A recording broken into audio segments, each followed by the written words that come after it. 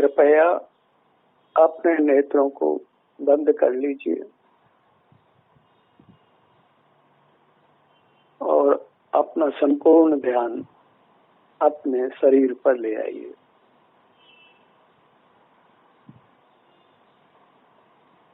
सुख का अनुभव अपने शरीर में ही होना है, शरीर के बाहर नहीं। इसलिए शरीर के बाहर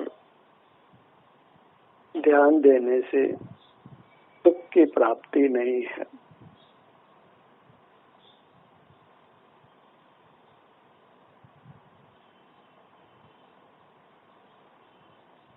सुख अपने आभ्यंतर शरीर का ही स्वभाव है,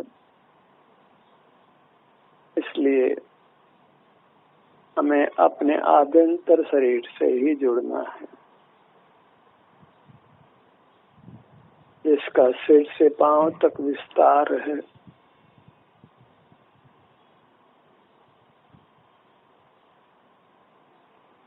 यही ठहरने से हमारे सुख की कामना पूर्ण हो सकती है।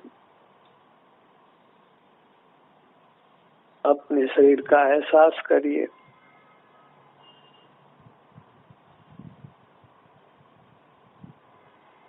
सब जीवों को अपने शरीर में सुख दुख का एहसास होता है, उसके बाहर नहीं होता।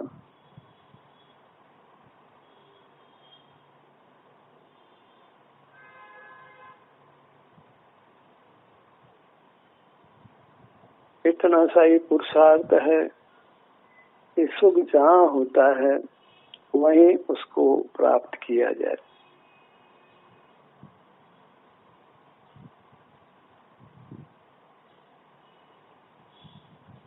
क्योंकि सुख शरीर के बाहर नहीं होता है, इसलिए शरीर के बाहर किया गया हमारा सारा प्रयत्न वृथा होता है और अनर्थकारी भी होता है, दुख का कारण भी होता है।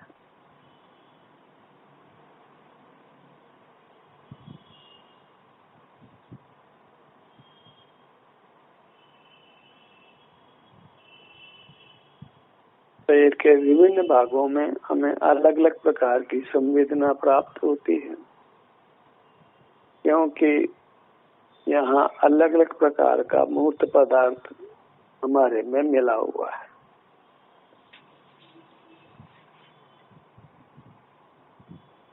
हमें अपने संपूर्ण भागों में पहुंचकर वहाँ के सुख दुख का संवेदन करना है, ताकि बद्ध मूर्त से हम छुटकारा पा सकें।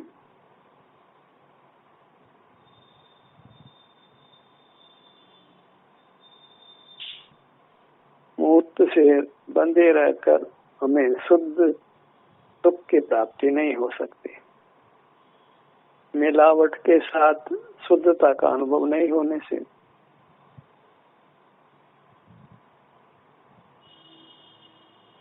हमारा शुद्ध सुख का अनुभव करने के लिए हमें इस मिलावट को दूर करना ही होगा। और दूर करने का उपाय मात्र बहिर्मुखता को, बाद में सुख ढूंढने को बंद करना है। सुख अपने में है, अपने आभ्यंतर शरीर में है, वहीं से जुड़कर हमें सुख की प्राप्ति होने वाली है।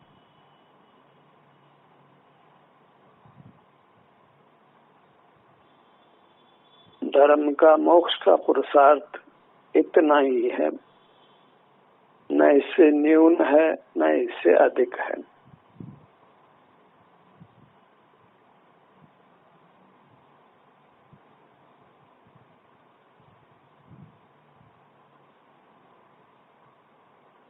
सिर से पांव तक हमें विहार करते हुए अपने सर्व भागों का, सर्व अंगों का, वहाँ उपलब्ध सुख दुख की स्थिति का अनुभव वेदन करते रहना है।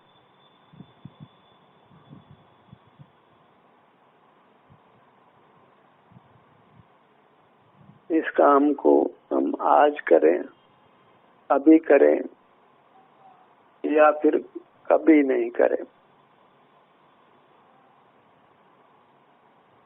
जो भी काम किया जाता है वह वर्तमान क्षण में किया जाता है, क्योंकि हमेशा वर्तमान क्षण की ही उपलब्धि होती है, भूत भविष्य के क्षणों की उपलब्धि नहीं होती।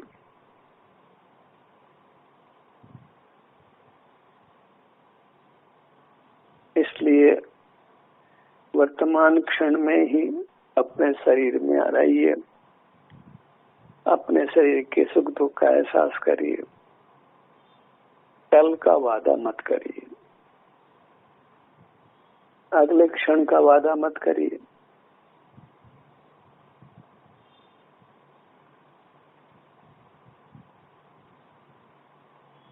लोक में भी यही न्याय है कि जिस वस्तु की हमें आवश्यकता होती है हम उस वस्तु के बाजार में जाते हैं, अन्य बाजारों में नहीं जाते। सुख का बाजार हमारा शरीर है, बाहर नहीं है। बाहर मूर्त पदार्थ हैं, अन्य जीव हैं। मूर्त पदार्थों में सुख नहीं होता है, अन्य जीवों का सुख अनुभव में आ नहीं सकता है। अन्य जीव तो वास्तव में अपने शुद्ध रूप में हमें दिखाई नहीं देते। जो दिखाई देता है वो मूर्त पदार्थ है, वो जीव नहीं है।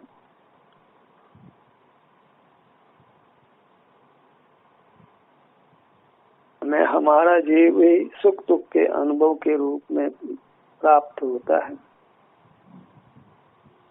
वास्तव में तो अपना जीव भी दिखाई नहीं देता, क्योंकि वह इंद्रिय ग्राह्य नहीं है।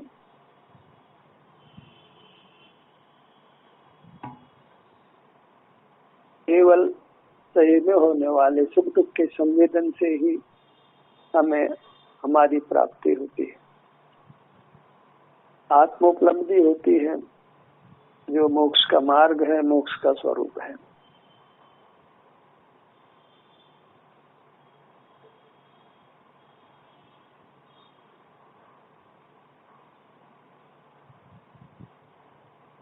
हमारे जीवन में सुख के संबंध में 3 स्थितियां बनती है।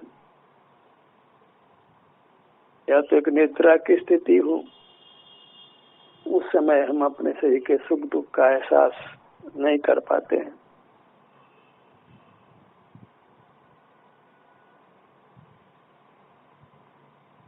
बहिर्मुख हो, उस समय हमें वैश्विक सुख दुख का अनुभव होता है, लेकिन शारीरिक सुख दुख का अनुभव नहीं होता। तीसरी स्थिति अपने शरीर में आकर अपने शारीरिक सुख दुख का अनुभव करने की है। जो तीसरी स्थिति है वही एकमात्र मोक्ष का मार्ग है, सुखी होने का उपाय है। भले उस पुरुषार्थ में हमें कुछ समय लगे,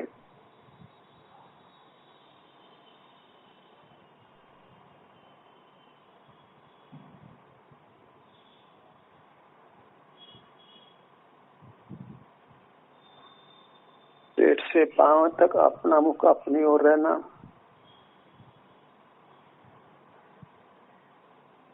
इसे आप ध्यान कहें, अंतर यात्रा कहें, प्रवासन कहें, योग निद्रा कहें, ये सब पर्यायवाची शब्द हैं।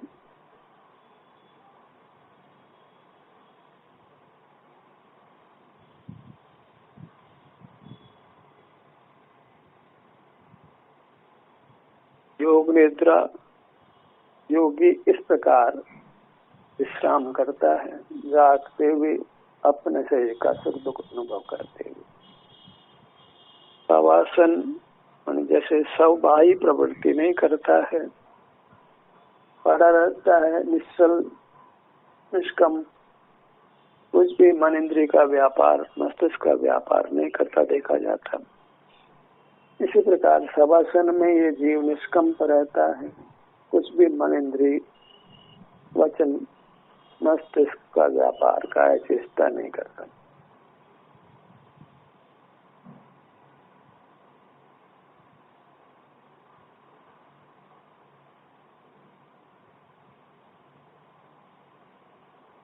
शवासन है, जो योग निद्रा है, वही वास्तव में ध्यान है, आत्म ध्यान है।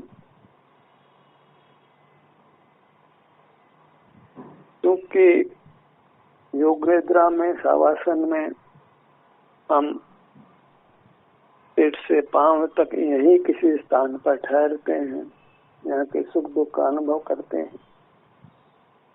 एक अंग से दूसरे अंग में विहार करते हुए अपनी संपूर्ण काया के सुख दुख का संवेदन करते हैं।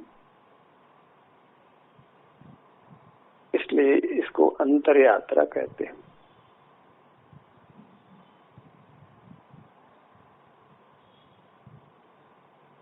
इसलिए किसी शब्द का पक्ष या मोह मत करिए। योग निद्रा, शवासन, अंतर यात्रा, आत्म ध्यान, धर्म ध्यान, मेडिटेशन, ये सब पर्यायवाची शब्द हैं।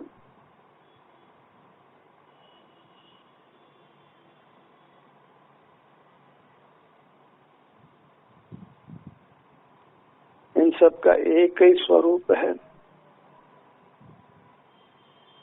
एक ही प्रकार का पुरुषार्थ इन सब में किया जाता है। नाम अनेक हैं,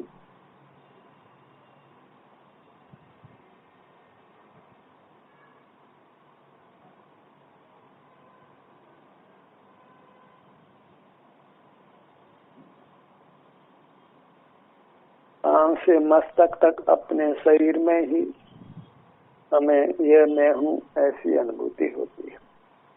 आंखें खोलकर इतने क्षेत्र में दिखाई देने वाले शरीर में इसी कारण से जीव अपनापन कर लेते हैं,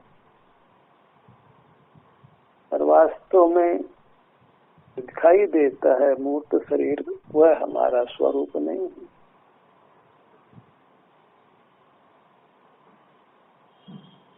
उसको हम यहीं छोड़कर हम आगे प्रस्थान कर जाते हैं।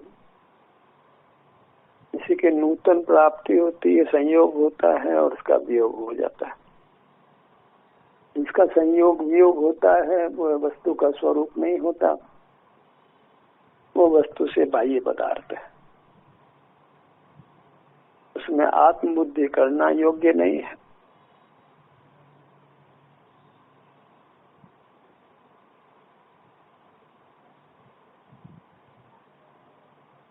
यह सैद्धांतिक चर्चा हुई ध्यान के संबंध में। का प्रायोगिक पक्ष ही अधिक बलवान है।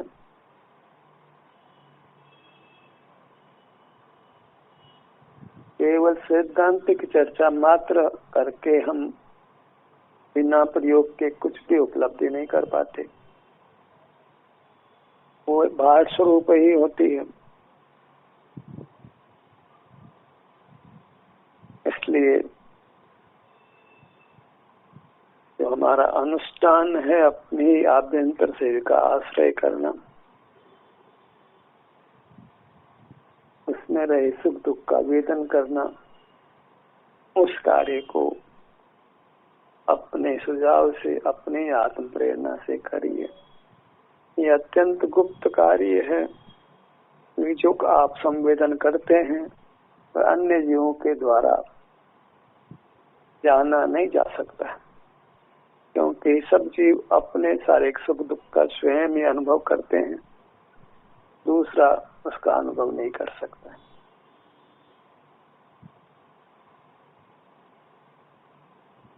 आप स्वसंवेदन करते हैं या नहीं करते हैं, यह अत्यंत आपका निजी मामला है। इसमें किसी का हस्तक्षेप नहीं है।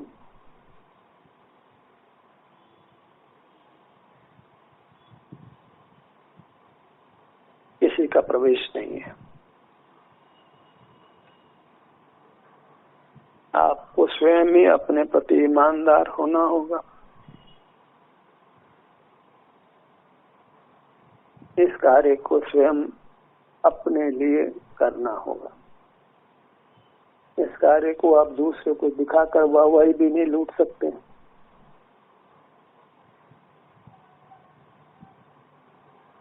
यश से परे होकर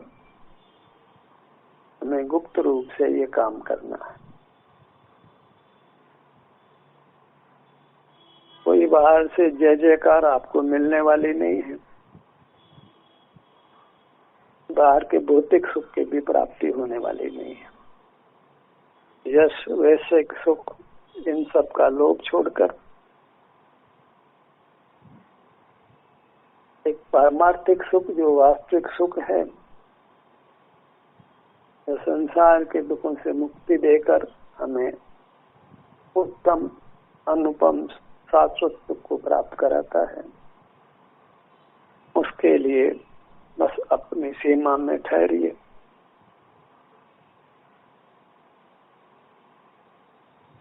इसको किसी प्रभाव न प्रचार की आवश्यकता नहीं है।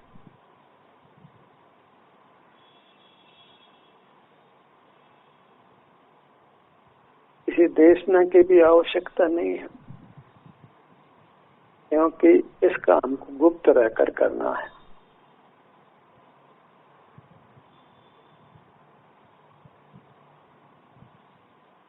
या तो आप ये काम कर सकते हैं या फिर बाहर के काम कर सकते हैं, दोनों काम आप नहीं कर सकते। या तो केवल ये काम करें या फिर अनेक प्रकार के नाना काम करते हुए संसार में रहें और नाना दुखों को भोगें।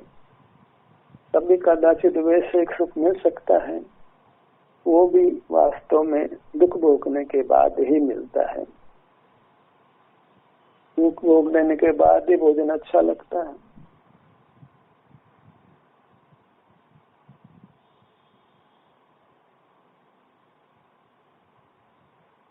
इसलिए विषय सुख के पहले और पश्चात, आदि और अंत में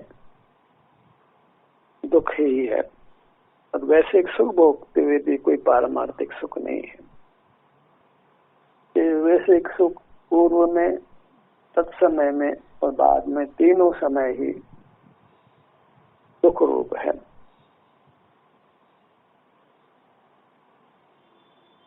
इसलिए इंद्रिय द्वारों को बंद रखने का ही संपूर्ण प्रयत्न करिए। मानसिक विकल्पों को विराम दीजिए और शरीर जो कि सुख का स्थल है, जहाँ सुख का अनुभव होता है, सुख का अनुभव भी यही होता है हमारे अपराध से, बहिर्मुख व्यापार से। वो नहीं हो तो सिर से पांव तक एकांत सुख का ही अनुभव होता है। बहिर्मुख व्यापार बंद करिए और कदाचित कुछ समय तक आपको शारीरिक दुख अनुभव में आ सकता है। उस समय के शारीरिक दुख को आप सहन कर लीजिए और उसके बाद हमेशा के लिए शाश्वत अनुपम सुख के मालिक बन जाइए।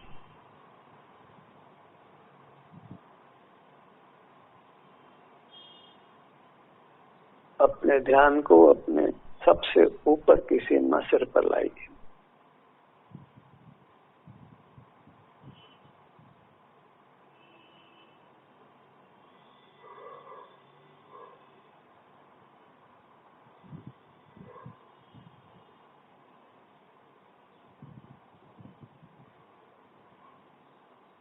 वैसे तो सब चीजों को अपनी सीमा का अनुभव होता है।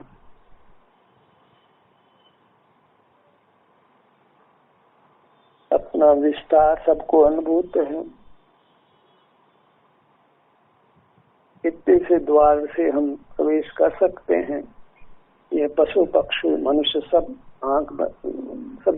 सबको उनको अपनी सीमा का अनुभव रहता है।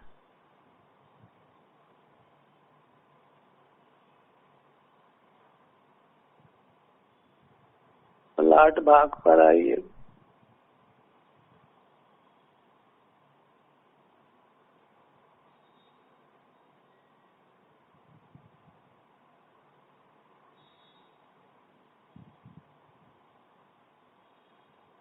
ये एक ऐसा अनुष्ठान है जिससे अनंत जीव अपने शाश्वत सुख को प्राप्त कर चुके हैं, और इसी अनुष्ठान के द्वारा भविष्य में अनंत जीव मोक्ष जाने वाले हैं।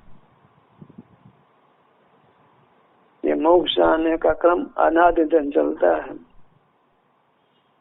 बस हमारा नंबर कब आता है, हम कब प्रयत्न करते हैं, ये देखना है।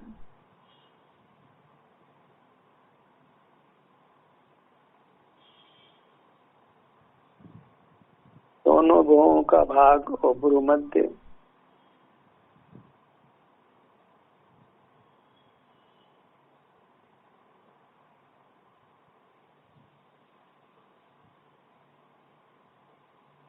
ईश्वर संवेदन के अनुष्ठान को, ध्यान के अनुष्ठान को, योग निद्रा कहो, शवासन कहो, अंतर यात्रा को, इसको छोड़ने की जल्दबाजी मत करिए।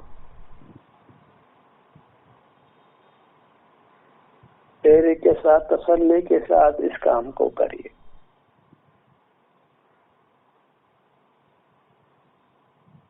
क्योंकि अपने जीव को दुखों से तो बचाना ही है, और ये काम केवल हमको ही करना होगा। इस काम के लिए हम दूसरे को आदेश नहीं दे सकते। काम के लिए कोई कर्मचारी को रखा नहीं जा सकता। घर परिजन भी इस काम को, मित्र भी हमारे लिए इस काम को नहीं कर सकते।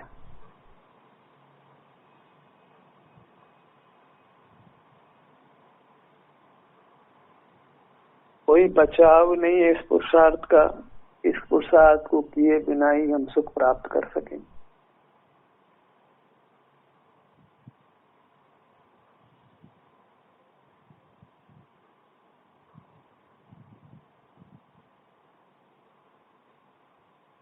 दोनों नेत्रों का भाग,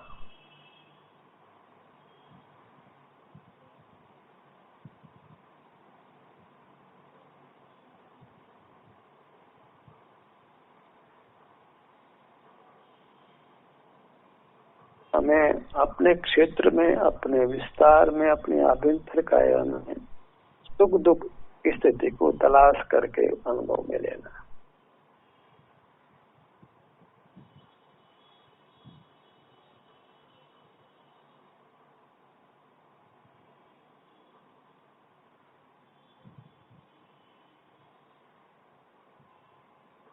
दोनों कानों का भाग,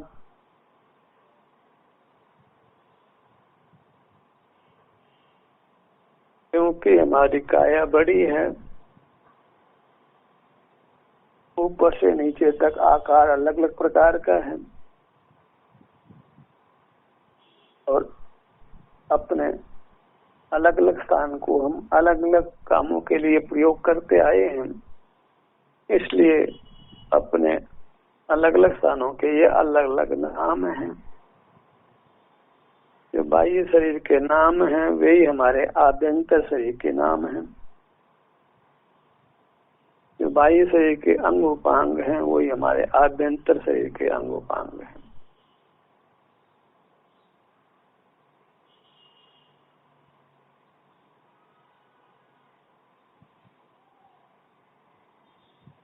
पंडितों को, मुनियों को शरीर शब्द से बहुत एलर्जी रहती है।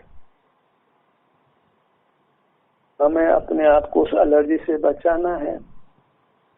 क्यों, शरीर केवल मूर्त ही नहीं है, अमूर्त भी है, जो हमारा स्वयं का स्वरूप है, हमारा रूप है, जिसमें हमको लीन होना है।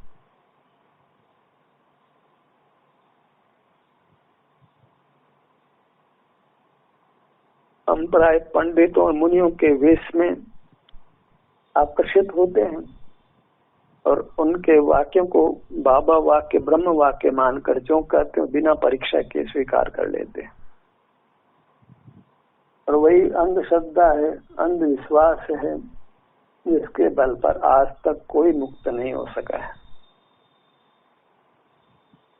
बिना परीक्षा के जीव हमेशा धोखा ही खाता है, और अनुभव से ही परीक्षा होती है, स्वानुभव से। इसी ज्ञानाभ्यास से ही हमको सत्य और असत्य का बोध होता है।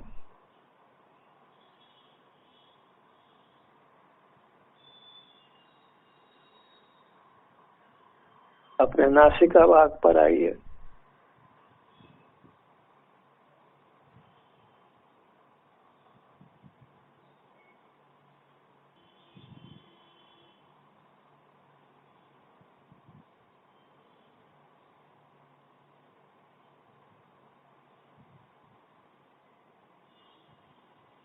दोनों नथनों का भाग,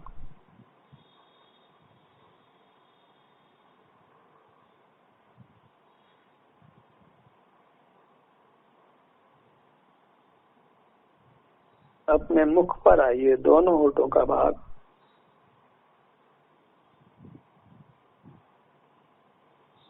भीतर दंत पंक्ति का स्थान,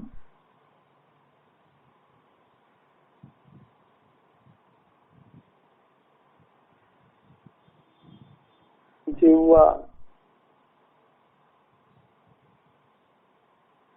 ऊपर तालू,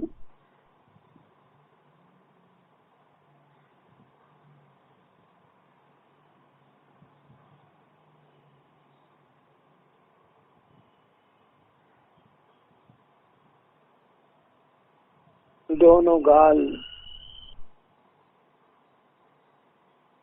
हृदय, पूरा मुखमंडल।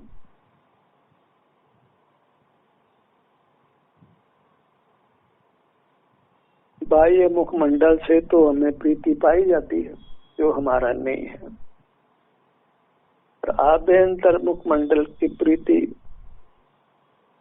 अंतर्मुख का नहीं होने के कारण, उसका अभ्यास नहीं करने के कारण प्राय हमें आभ्यंतर मुखमंडल की प्रीति रुचि नहीं हो पाती, और इसी कारण से हम संसार के दुखों से मुक्त नहीं हो पाते। अब हमें आभ्यंतर काया से जुड़कर वहाँ जुड़ने से हुई शांति के अनुभव के द्वारा यही सुख का मार्ग है, यही इसी विधान से मेरा संसार दुखों से निवृत्ति होकर मोक्ष की प्राप्ति होगी, ऐसा सम्यक निर्णय, सम्यक ज्ञान हमको होता है।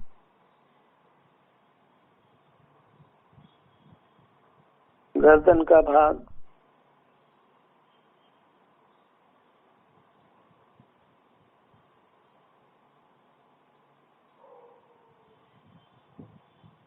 अपना धड़ भाग अनुभव में लीजिए।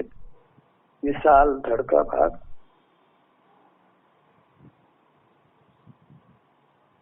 आगे पीछे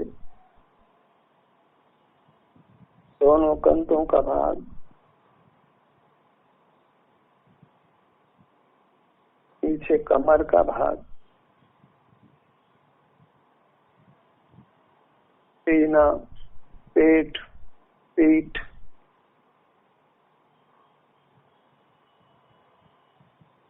अपनी दाहिनी भुजा अनुभव में लीजिए।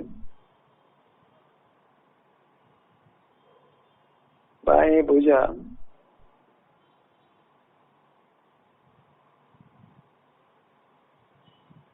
दाहिना पैर, बायां पैर, पगतली, नीचे की सीमा, ऊपर सिर का भाग।